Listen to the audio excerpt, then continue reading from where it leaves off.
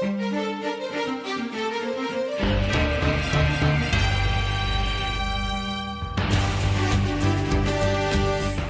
my pleasure to invite Mr. Madhu Ratnayake on the stage for the case study presentation. It's great to be here. It's great to be here, and this is the first time we are coming here for PMI event. On behalf of Virtusa, I'd like to thank Ravi, Srinivasan, and Ganesh's team for inviting us here. So what I want to do today is to just give you a case study of what we're doing at Virtusa around gamification and social and generally overall digital strategies that we have adopted in driving our projects. Virtusa is a software services company. We have our Hyderabad office, right next to this facility here. Globally, we operate in multitude of countries, headquartered out of Boston, USA. So our operation is largely like any other IT services company driven through projects. So the case study that I want to present you here is what we have taken and how we looked at our changing demography of our workforce and changing demography of our projects and how we have leveraged gamification and other digital technologies to drive that change, transform into that change. So before I get started, just want to give you a quick quiz. Just want to have a show of hand. How many of you have heard about at least 5 of this stuff on the screen? Okay, that's a good number. How many of you have heard about at least 10 of these? Okay, few.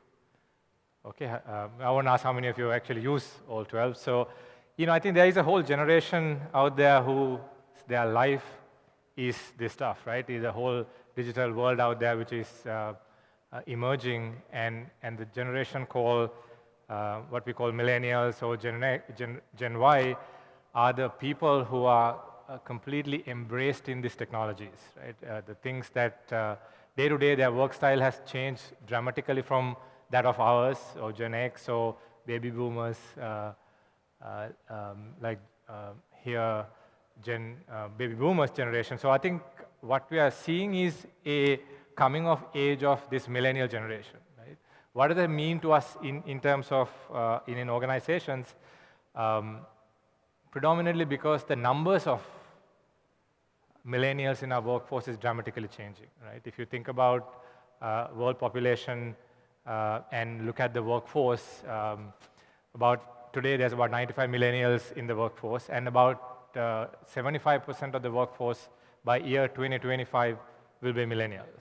So we need to really take note and understand how do we drive our project, how we drive our organization, which are a lot more millennial ready. How do you make it more millennial ready if they are different, right?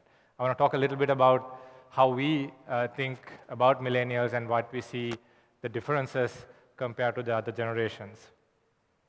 So firstly, we know they are digitally savvy, and I'm sure there are several of them in this room as well.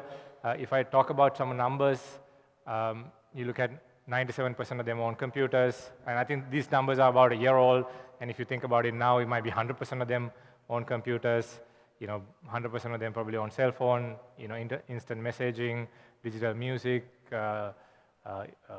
things like blogging, websites, and so forth, right? You know this stuff, that they are completely in a more digitally connected world, right? So I think what we need to understand is how does that impact work, how does that impact our projects if our workforce is their natural operating frequencies through a digital platform, right?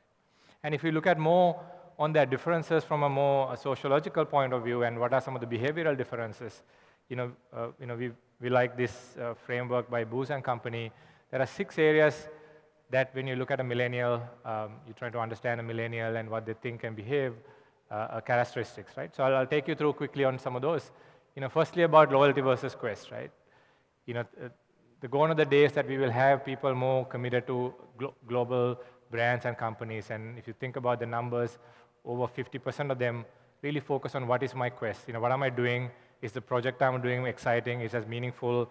So meaningful work become a lot more focused than a brand of a company, right? And they also work very easily with multicultures. Work with genders, race, and so forth. A lot more easily than others, other generations. That's predominantly because they've grown up in an environment, they're exposed to that.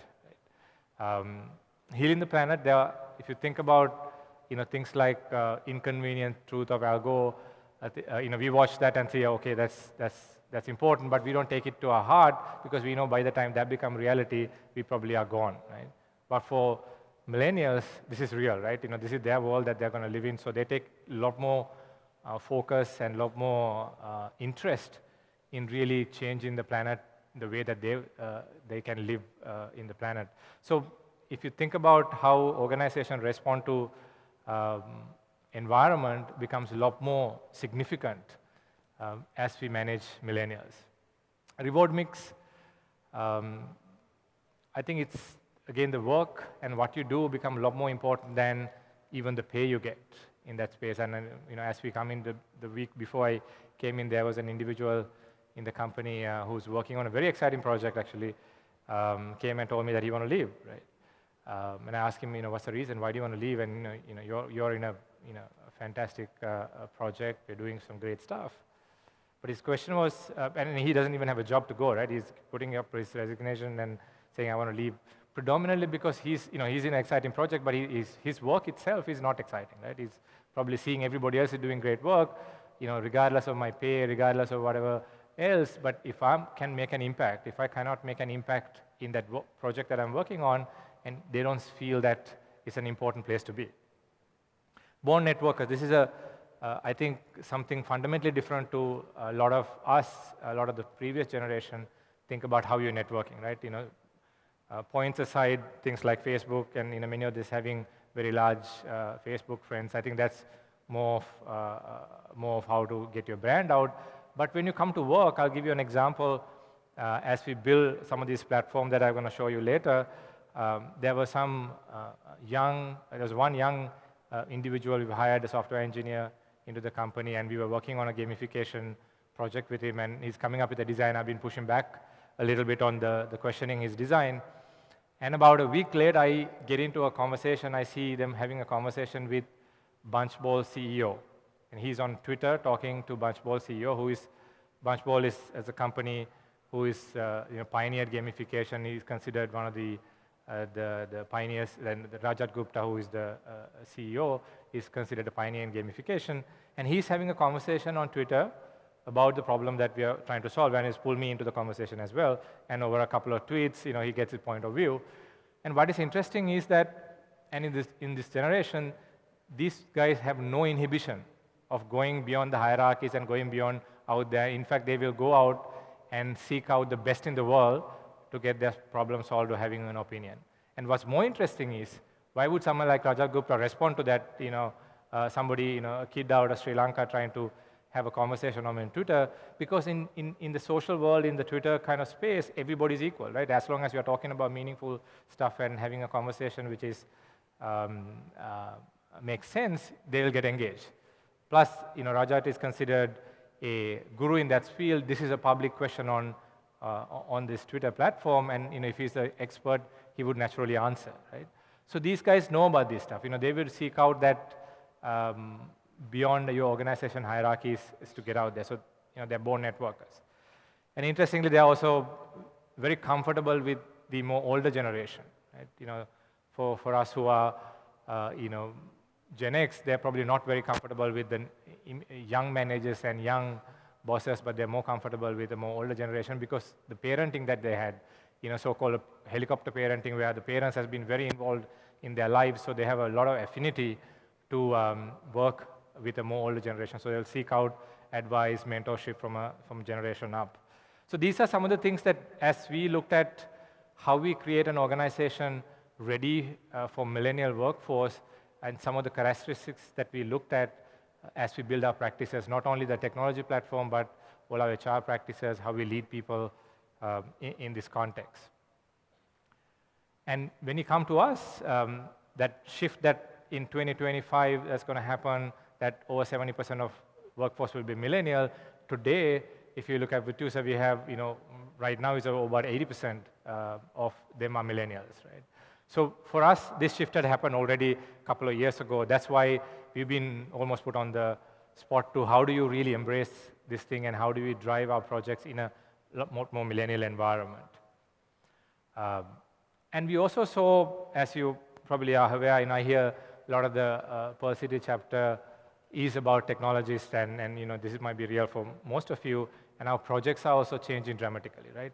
I think there's a lot more demand for innovation, right, from our customers, and a lot more demand for agility to be able to drive things much faster. Our cycle times are getting shorter and shorter, and to be more productive, right? So while these being our customer demands as a company, what we want to do is how do we create an environment that help us to be differentiate while co-creating projects and deliveries for our customers, right? Then we looked at how do we set out an environment to be able to do this. We looked outside. We looked at the traditional organization, which is a pyramid. A lot of the thinking and leadership happen at the top, and people at the bottom executes. And some of the new thinking from companies like HCL saying, okay, take care of the customers or take care of the employees. They'll take care of the customers. This whole employee first, customer second paradigm, which is the inverted pyramid. And then we looked at inside and see, okay, where are the areas in our organization that projects are getting done extremely well, and what's happening differently about in those instances. What we found is that it's not the pyramid or the inverted pyramid, it's at the instances where the employees engage. Certainly, yes, their customers are engaged. And we also found when there's engaged customers, they also drive engaged employees. So instead of a pyramid, what we saw is almost a virtuous cycle, that if you can drive that engagement, if you can create a platform or environment that employees can get engaged, we can create a platform and environment that our customers can engage, and we can create this virtuous cycle of co-create through some of the meeting our demand. So on the one hand, we have a change in demography in our employees and our the project teams. On the other hand, there's a dramatic change happening in the demands from our customers. So we set out to build a platform and a way of working, embracing things like gamification to create that environment. So the three things I want to share with you today as we did that, is the following, right? First is, how do we create a millennial user experience for our project stakeholders, both our customers and employees? I'll talk about that in more detail later. Second strategy that we've adopted is how do we social enable our core processes? Again, I'll talk what that means as we go through it. And third one, how do we gamify outcomes? I'll again talk about these three. So the rest of my presentation is I want to take you through each of these three pillars, if you like, that we've adopted, or three strategies that we've adopted in creating a project environment that is very conducive to millennials. Firstly, millennial user experience. Right? If you think about 5 years ago, even maybe 6, 7 years ago, you would run to the workplace to get a good computing environment. You had internet access at work, you had better computers at work compared to what you had at home. Today, if you think about what you have at home or at pocket, is probably much better than what you have at office, right? People will have the greatest computer, access to everything that you want, no restrictions and so forth, right? So people have a much better compute environment at home today than at office. So their Sunday night compute experience is very different, a lot more richer. They have access to a lot of things, but they come to Monday morning, your compute environment is very different. You are working with archaic ERPs and CRMs and so forth, which is very different to your social platforms that you're using, Facebooks and Twitters and so forth, which have become their normal operating frequency. So how do you create that experience in-house, right? So what we adapted is we've created a kind of orthogonal platform inside the company, right? If you think about things like LinkedIn, we created a very similar environment inside the company, which everybody has in the company has a profile which talks about their achievement, which can talk about their recognition and so forth. We brought in Yammer, which is a Microsoft product which built a platform for collaboration. We built a platform to crowdsource for projects and innovation called VInnovate and TeamWikis. We brought in a video platform called VTube. And we also built a platform called Wingo, which is like Google. When people want to Google everything for anything, Obviously they can do Google outside and find what is going on, but if you want to Google what is going inside the company, you go to Wingo and you'll find anything digital, you'll find through that. So this is the kind of the base framework or platform that we built. And if you look at, I put this here with more like building blocks as opposed to independent platforms out there. It's also integrated across the board. So when you have an individual on your WeInnovate platform, they're the same individual on VTube as opposed to somebody on YouTube and Facebook are two different identities. So we created a very seamless platform. And this gives you that same millennial experience and millennial collaboration platform that you have. So if you want to talk about an idea, you go to Yammer and talk about it. You want to share something, you go to WeInnovate and talk about it. And you can see your accolades and your accomplishment through your My Sites and so forth. And this, by the way, is the starting point of a transformation. This is not the transformation itself. Facebook on its own doesn't mean anything. But if you can leverage that for some outcome, right, is where you start trying to build real differences. So we leverage this platform to transform core processes, which I talk about in next slide. For example, if you take learning, how do you take learning and transform learning in your company, or how do you take project management and transform that in company using social collaboration, using video, using innovation and so forth. So we take this platform and apply that into multiple of our core business areas, right? So essentially what we're trying to do is how do you make the workplace simple, fast and fun, which is what your Sunday night experience, right? The second point is about, I guess this is a bit of an eye test, not meant to be read from far out there, but I want to tell you some of the building blocks of this.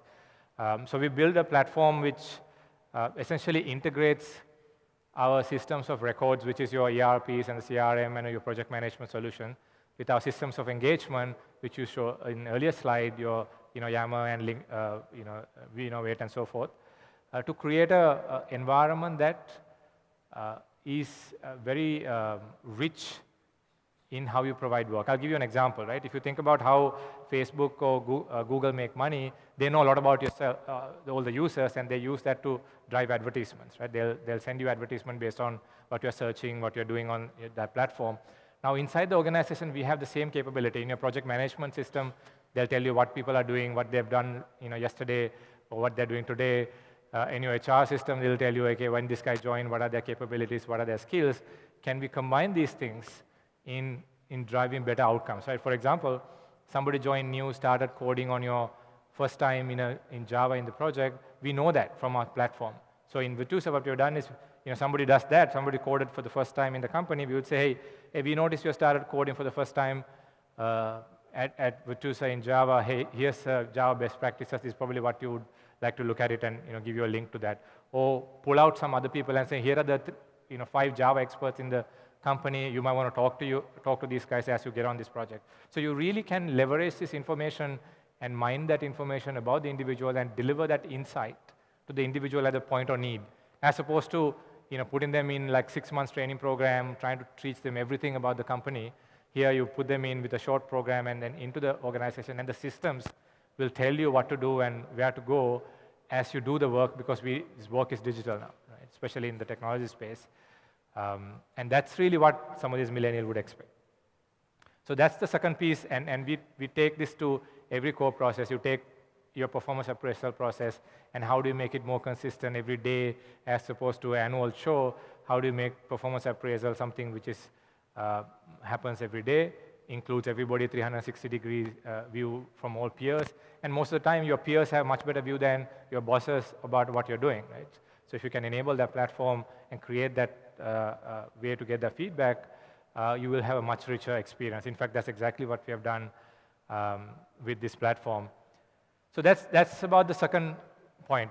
First is about creating a millennial user experience. Second is about taking all your core processes and transform them into become more social experiences. And the third is about gamification. I'll spend a little bit more time on this around what you think about gamification. If you think about millennials, and especially the generation who's coming into workforce now, by the time they're 21 years of age, they would have done about 10,000 hours in gaming. Right? Think about that, to put that into perspective. That's about how much time you spend from grade 5 to grade 12 in school. Right? That's an enormous amount of time. And some of you who have kids, you will know, and I have a 10-year-old kid who is probably had done their 10,000 hours already, right? He'll probably, he's 21, he'll probably reach, 30,000 hours.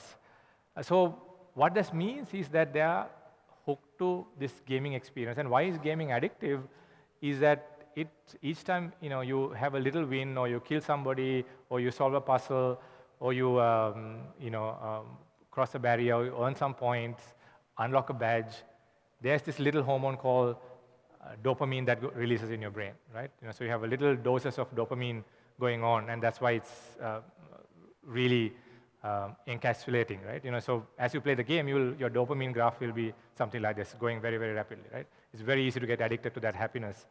But when you come to work, you will have a dopamine graph, maybe one graph comes in, when a quarter later you have another bit of dopamine, right? So people who are addicted to dopamine, how do you really convert your workplace into a little bit more of a better dopamine graph? So how you do that is really about taking some of these game concepts, game design elements into your normal day-to-day processes. How do you make sure that your HR processes, how do your project processes into a discrete set of small achievements that you can unlock, that you can earn points, that you can show where your accolades to other people. So it's really about taking that game-like concepts into a non-game environment. I'll show you how we have done it. And in fact, Gartner says about 50% of the innovation will be gamified by 2014. And in fact, there's another Gartner quote, which I didn't put here, said about 80% of global companies will use some gamification elements inside your organization. I want to do a quick test here. How many of you have some gamification element going in your companies right now? Just have a quick hand. Okay, great. I think there's quite a few hands. It's great to see that. So what we have done is we've really looked at this from an outcome perspective, right? We are not doing gamification for the sake of gamification, but what can we use to gamification to drive outcomes? So we have around revenue. How do you drive our revenue teams through gamification? How do you drive our project delivery, which is our core business? And how do you drive our people excellence? So you can see here, we have leaderboards and so forth in our lobbies. We've really also created a platform with TV screens and social to be able to create an environment for gamification, right? While a lot of the time that you will focus on leaderboards, badges, and so forth, unless you create an environment for the people who are winning to see that, it's not going to be very impactful, right? It's about, think about, running a race and winning that and getting on the podium and getting the first prize, but there's no audience, right? It's no fun, right? So you need to create, as you take gamification, you need to create an audience, right? Can you bring, when somebody has an accomplishment, can you bring the entire company to see that, right? So that's why you need to lay out a platform like Yammer that helps you to create that audience. So whenever somebody wins something, there's an audience to applaud, right? So we created that whole platform through social, through Yammer, and then more physical through video screens across the company. And you can see a picture there, every hour lobby. And we also made it very transparent, right? Every time, all our metrics are everywhere in the company. You can see from lobby to all the work areas, and to our customers can see it. What we also found is that while it's hard to be in a glass house when everything is transparent, it's very interestingly also inside a glass house, things get clean very quickly, right? Because everybody sees what's going on. You very quickly see how you change stuff. So we've found that initially, while it was difficult for especially people at the middle management, people at the top sees now everything going on. People at the bottom has a field day complaining about what's not happening. Guys at the middle had a very tough time to embrace that. But I think once you gotten over the fear of transparency, it becomes a very empowering tool. And we build leaderboards for almost all our functions, and we created that across the board. And here's an example of how we do that for software engineering. So each software engineer, if you take a tester, for example, you will see their productivity against each other, what they've done yesterday, how they're doing against themselves. You have badges like My Best, for example, which tells you if you're beating your own scores, right? I think the best game is against yourself as opposed to everybody else. So you created a platform for that. We've also created gamification to bring people together. A lot of the time, gamification can make people very individualistic, right? But we've created badges that, if the 80% of the team accomplish something, everybody wins, right? So we created recognitions like that. We have a point system that we created. Everybody's ranked every day. So you can actually see where you stand every day as opposed to wait till year end to understand where your bell curves and stuff like that we do as a HR professionals. Now, every morning you can see where you rank compared to your peer group, right? And whatever you do, if it's digitally connected, it comes in. If it's not digitally connected, your managers can and your peers can put those points into the system. I want to show you a quick video. I know I'm probably running short of time. Let me take a 3-minute, or it's about 4-minute video, which will give you how we have put this together for especially in the testing professionals. I'll play this video now. That will give you how this is all stitched together. If you can have the video, please.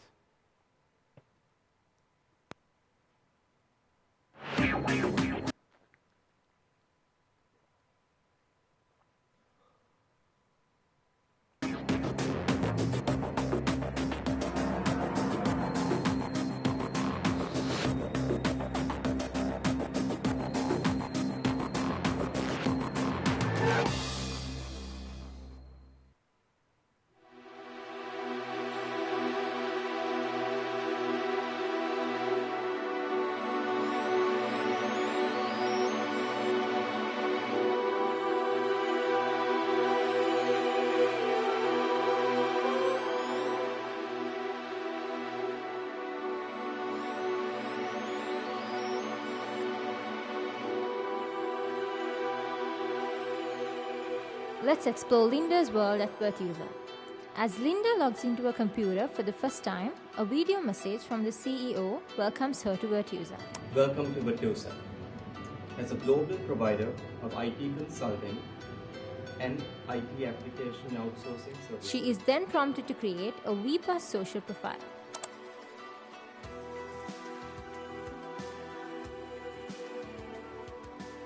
Linda updates her areas of expertise and connects her VPlus profile to LinkedIn.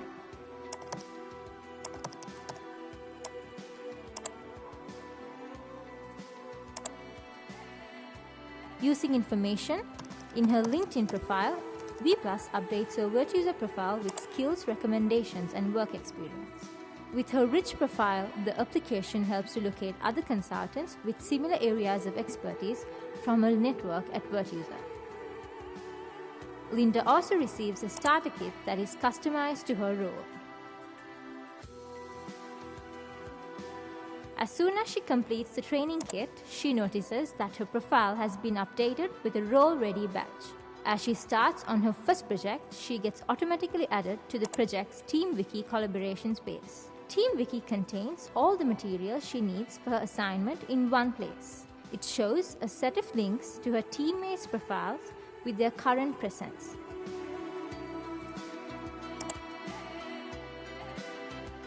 Social feeds from the customer from the web, including LinkedIn, Twitter, and news feeds.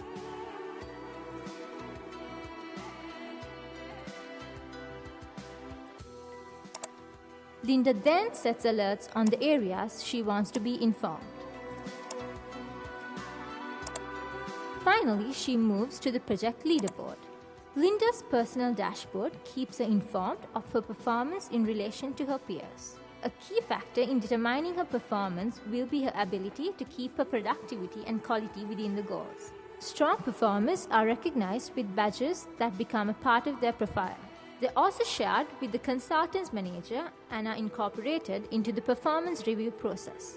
While leaderboards and badges motivate, more importantly, they help connect top performers with the people with aspirations to grow. Consultants are encouraged to share tips on how they earn their badges and climb the leaderboards. If Linda finds herself stuck and unable to continue progressing up the leaderboard, she can connect with the top performers in her team. Linda finds Mia, one of her team members at the top of the leaderboard, has posted a short video on the test automation. Test automation has a similar set of challenges to traditional software development. You need resources, skills. After watching the video and trying some of the suggestions, she shares the video with the rest of her team via Yammer, the internal social network. Their manager suggests that they share the idea on We Innovate and work on it, as he thinks that this could help many others.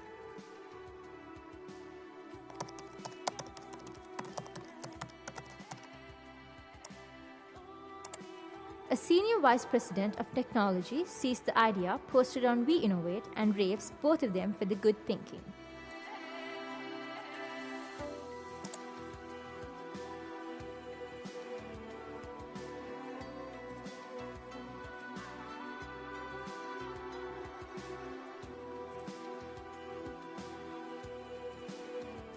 Linda wonders what else she could find on test automation that would help her improve. She connects to Word user chatbot Enki to look for anyone who may be able to help. Based on the profiles and past contributions, Enki automatically locates people who are currently online and free to help on topic. When a match is found, Enki establishes a real-time conversation between Linda and Peter, who is a test automation expert. Peter shares few more tips and points Linda to his blog.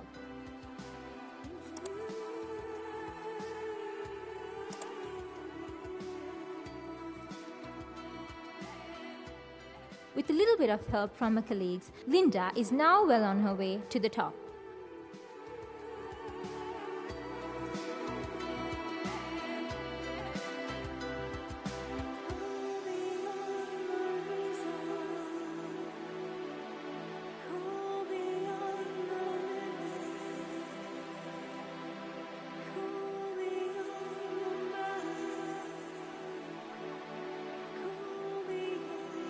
So that's a quick glimpse of what we have implemented, and if you look at today, thank you. We've seen almost 100% of the company on it, and we never asked anybody to be on it. We put it out there and make it almost viral. So we see quite a number coming in today. So I think this is the early stages of an experiment. We've been doing this for about the last 3 years or so. We started getting some business benefits out of that, especially around agility, innovation, and productivity. We're just quantifying it as we speak. So I hope that gives you some idea about what we have done. And I know I've kind of ran through this pretty fast, some shorter time as well, but I have a few of my colleagues on the audience as well, so we can happy to take some questions as we go. Yeah. Thank you.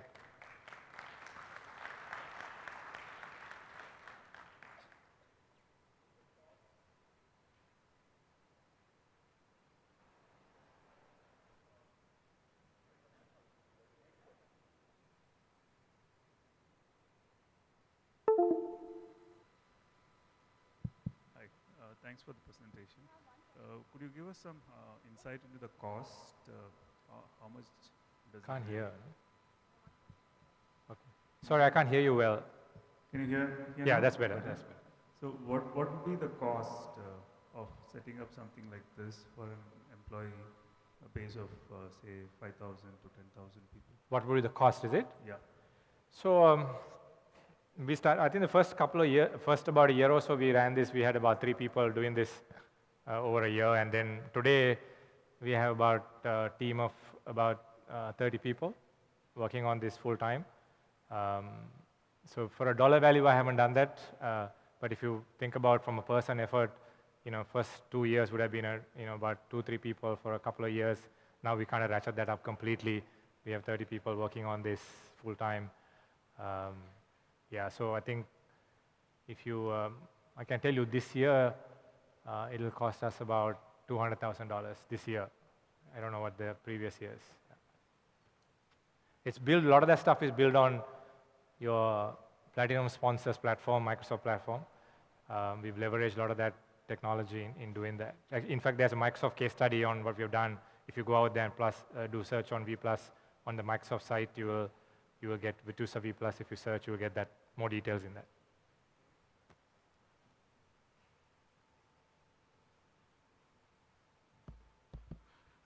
I would really thank you for the wonderful presentation. I have just one question. While we get prepared for millennial batch, these things might not be very much welcomed by Generation X and previous generation people. So I would like to learn how you are ensuring to keep them motivated and keep them also in the race.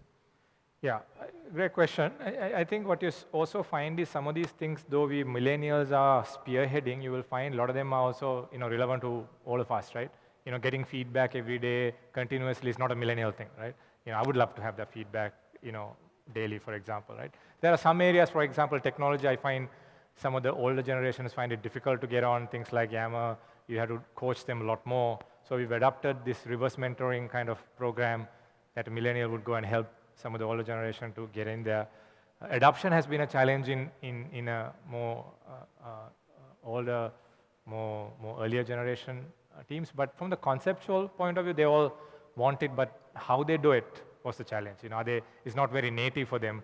You have to migrate in to become a more digitally savvy. So that's what the challenge we found. In terms of concepts, I don't think they're very different they're all kind of human type of stuff, right?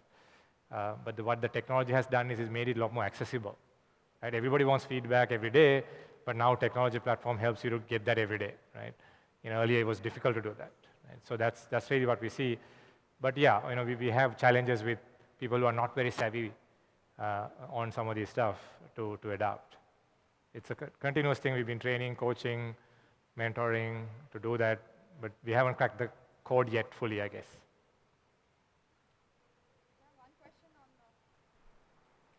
One question on the mobile app by Lakshmi Narayan Babu. How visual dashboards are different from the gamification dashboards? Could you please elaborate? How visual dashboards are different from gamification? I think essentially in gamification, what you're really trying to do is to showcase where you stand in a group of people, right? And to tap into that competitive spirit of an individual, right?